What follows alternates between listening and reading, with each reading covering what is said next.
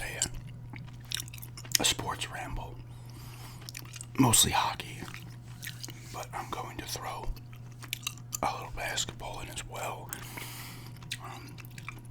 But they were asking about a hockey ramble, so I have not done a regular sports ramble in a bit. A new little wrinkle here actually is I actually have my laptop open now, so I can look at the standings and stuff, check out some points leaders and whatnot. I've been following a little bit.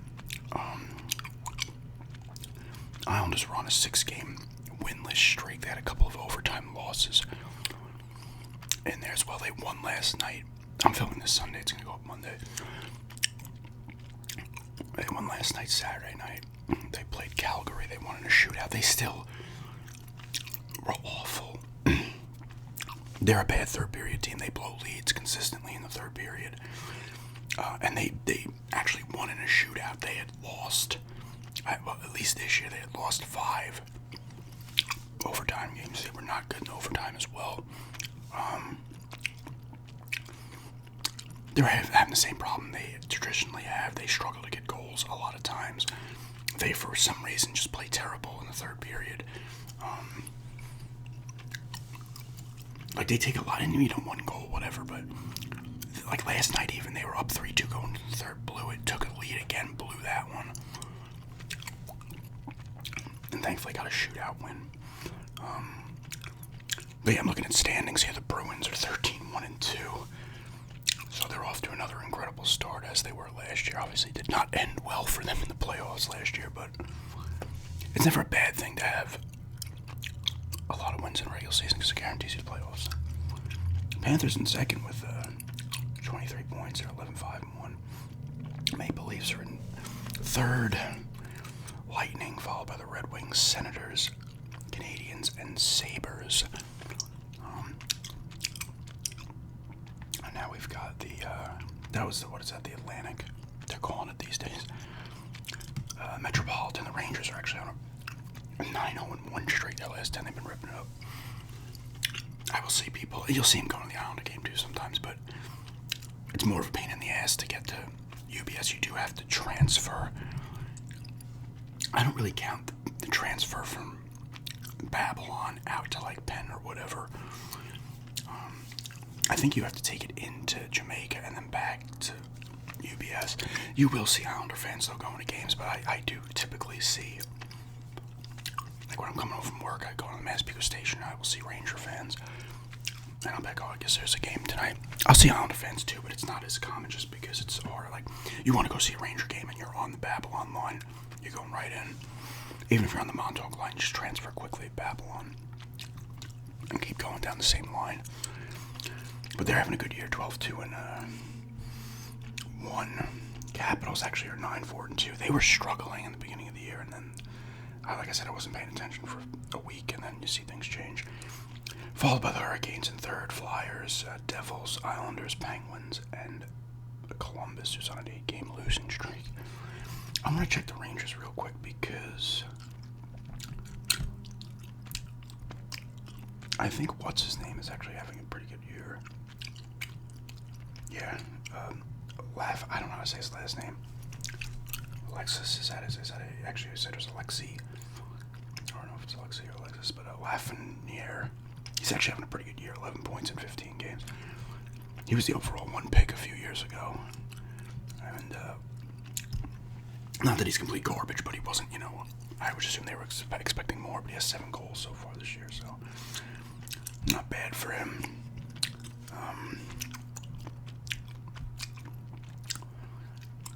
I'm not going to check a lot of individual stats. I will go to the actual stat page after this. Central Division over in the West. Now the Stars are in first, 23 points. Avalanche, 22 points. Winnipeg's got 22 as well. And you're followed by Arizona, St. Louis, the Wild, the Predators, and the Blackhawks.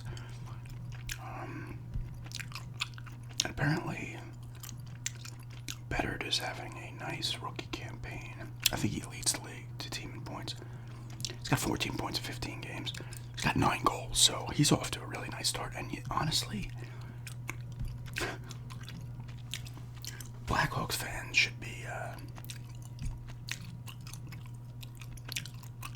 excited for this. The person who requested this is a Blackhawks fan.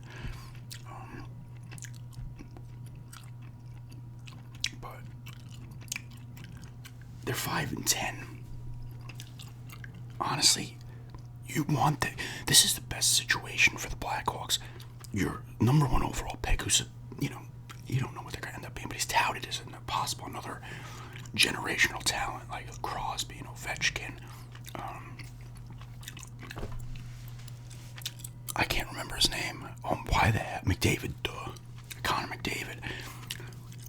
He's touted as another one of these guys, and he's off to a nice start, and they're losing. This is good because if he plays well, and they get another top 3 pick, you could be adding another sick player. This happened with the Penguins, okay? I think they had Malkin, Fleury, and I think Fleury and Crosby were both number 1s, and Malkin might have been like a 3 or a 2 overall pick, and you saw what happened with them. Granted, Fleury left, and they'd still were. Doesn't matter. They've been competitive for a while. They won cups. They went to cups. So this is actually a good case scenario for Chicago. In the case of the Oilers, it was the complete opposite. They had like 4 first overall picks, number 1 picks.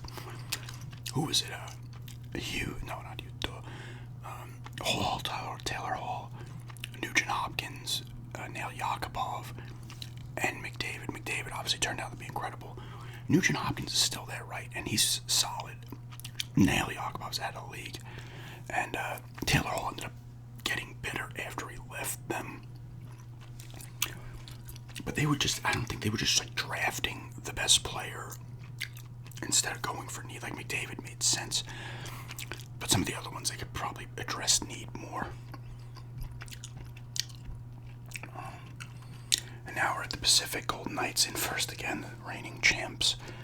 They are of 28 points at 13-3-2. Vancouver's actually off to a really good start. They're 12-5-1. I don't know if that's surprising or not. Actually, I want to go to the Canucks real quick. Because the Islanders made the trade for Horvat. Horvat's actually having a pretty good year for the Islanders. I think he's like 14 points in 15 games, or 14 and 16 or something. He's having a pretty good year so far. Because they signed him to a contract. But I want to see who they trade. I know they traded Bolivier. And one of their guys were young. Was it Artu Rate? I want to see how they're doing. Bolivier has only 6 points in 18 games. Well, they have the Hughes, 2 of the Hughes brothers, right? Do they have? There's 3 of them, right? There's one on the Devils, and there's Quinn Hughes here. Is there only one?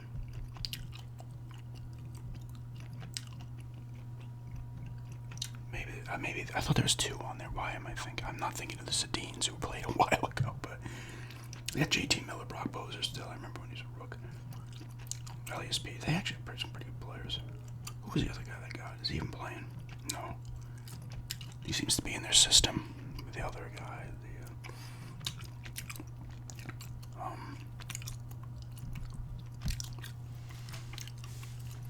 The Canucks are having a pretty good year. I want to see how. Followed by the Ducks, the Kings. Sorry, Kings, the Ducks, Kraken, Calgary, Edmonton, and San Jose.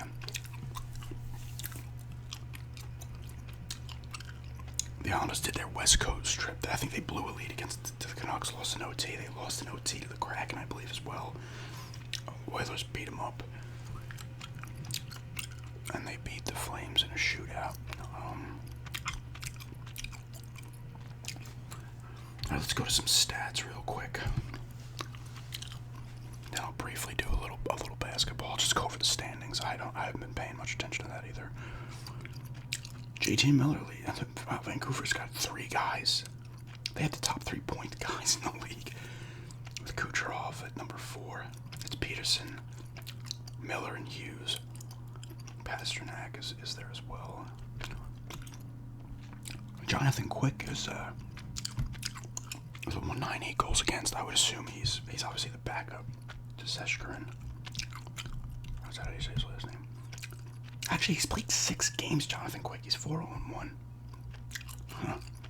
Varlamov, the Islanders backups, 2-3-1, but he has good goals against this Sheshkarin down there.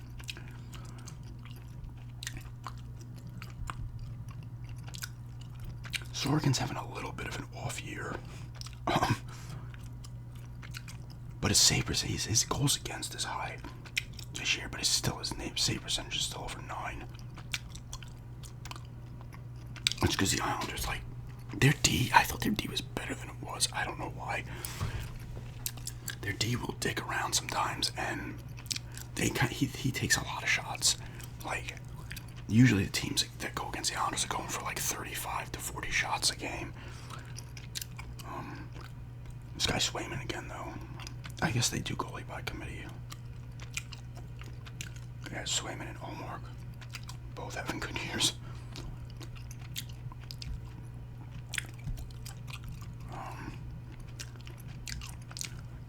But Cam Talbot, 13 games played, he's 9-3-1 for the Kings.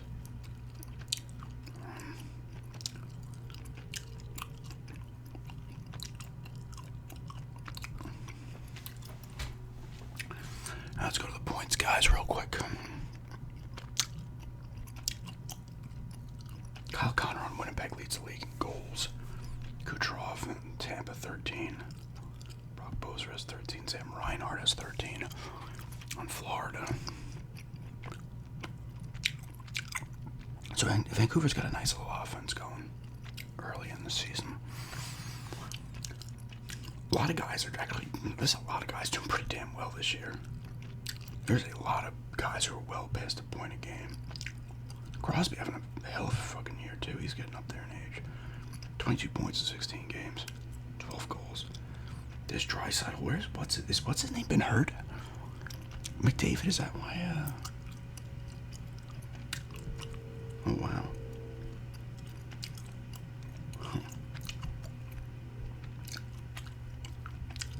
I didn't realize that, or am I just not seeing him? This Draisaitl, 21 points. Oh, that's crazy.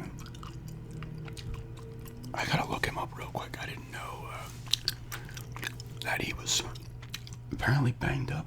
No wonder they're not doing that well. They're actually doing pretty bad. They're 5-10-1.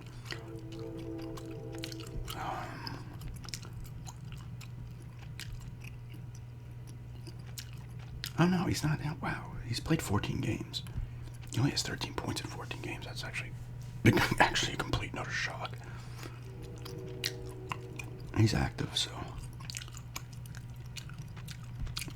he'll turn that on. His year last year was nuts. His year last year, 153 points, 64 goals, 89 assists. That was like the seasons you were getting in the 90s when the goaltending wasn't as good. You still had good goaltendings, but it's more a scoring league back in the day. Those are seasons guys would have, and he popped one of those, so that's damn impressive.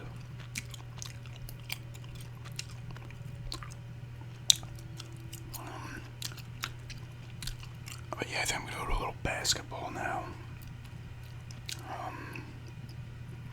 Let me just go to a few more stats there for hockey, real quick.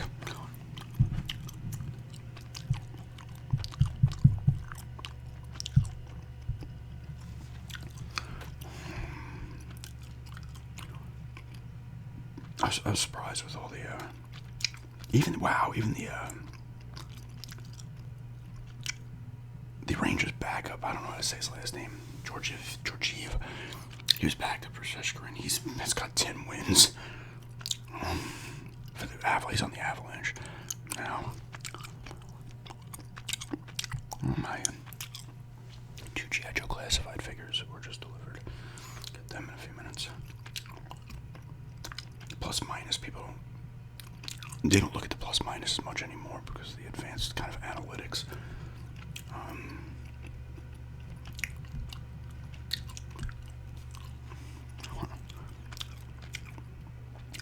Let's see who's leading the league in assists.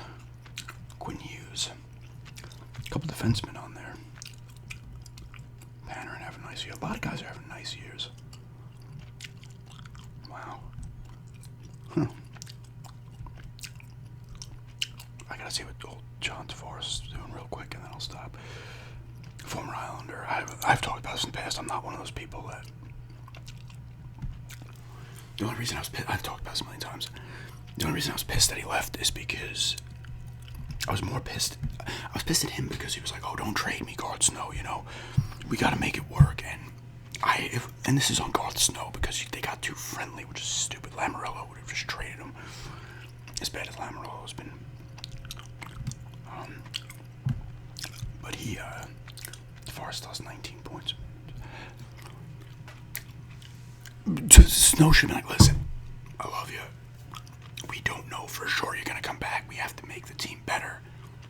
Because they would have gotten some good shit for Tavares. That was stupid. They got nothing. I always said it was down to the Islanders and the Maple Leafs. He was either staying or just going to the Maple Leafs. The only time I did not want to see him win was the first year he went to the team. I was like, you know what? He gets his title after that, so be it. But just that first year. And here's the funny thing. When the Islanders, he lost him, I was like, here we go. The Islanders projected to suck. I was like, Tavares is going to get to the conference finals at least, and Islanders going to suck. It actually worked out differently. The Islanders actually made the second round of the playoffs, and the Maple Leafs got eliminated in the first. It was one of the few times an Islander.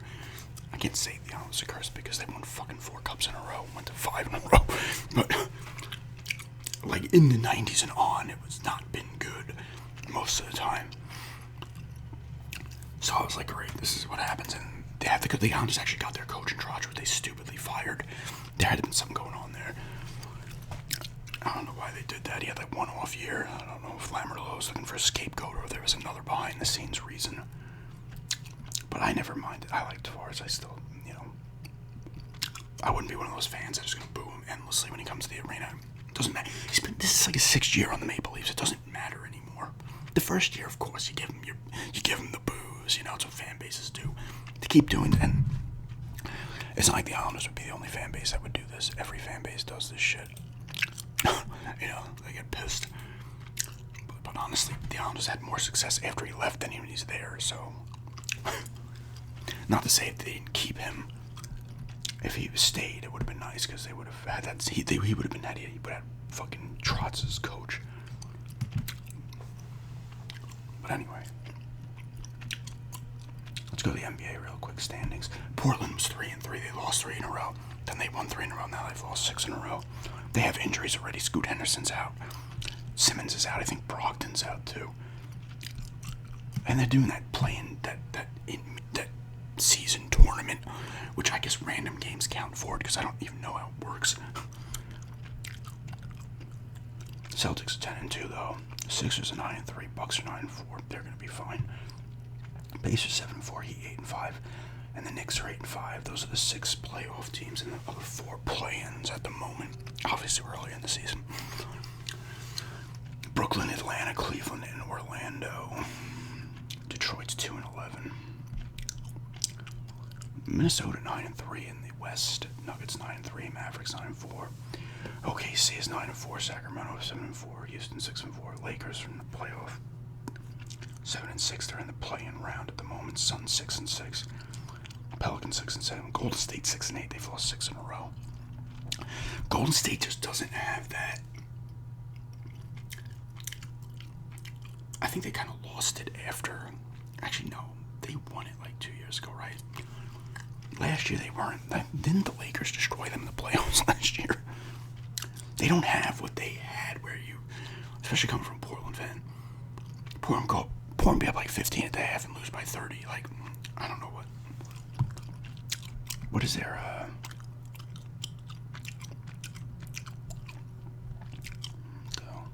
come on. Oh, wow. This is weird, too. The Golden State's actually 1-6 at home. That's actually surprising. They're usually an awesome home team. And then you have the Clippers and Jazz, 4-7, 4-8. San Antonio's 3-10 now. They've lost 8 in a row. Portland's 3-9. They've lost 6 in a row. I thought Portland would compete for a playoff spot. I don't know if I was just stupid thinking, but they have too many injuries now, so you might as well suck and get another high pick and hope Scoot Henderson comes back and performs well. Wembanyama, I don't know how to say Victor, we'll call him Victor W. Wembanyama. He's averaging 19 points, 9 boards, 2.6 blocks. He's leading the team in steals with 1.1. How many assists? 2. He's off to a nice start for them. You kind of almost want to see, they're in the same boat. He's doing well, and the team sucks. Might as well have him suck. Get another sick pick, maybe get another player, and maybe if Popovich can stick around for 2 or 3 more years, he might see another generation of sick teams like he had with Duncan. He might see the start of it. He's got to be in his 70s. Anyway, that is a. Actually, let's check the football scores. You know, I'm not going to do that because I'm putting this up on Monday. So if it was going up today, it would make more sense. Oh, look at that. Jerry Jones going to add Jimmy Johnson to the Cowboys ring. They finally not hate each other. But anyway, that is the request here for today for a sports ramble. Mainly they wanted hockey, but I said I'd throw some basketball in as well there quickly. And yeah, thanks for checking this out, and have a good day.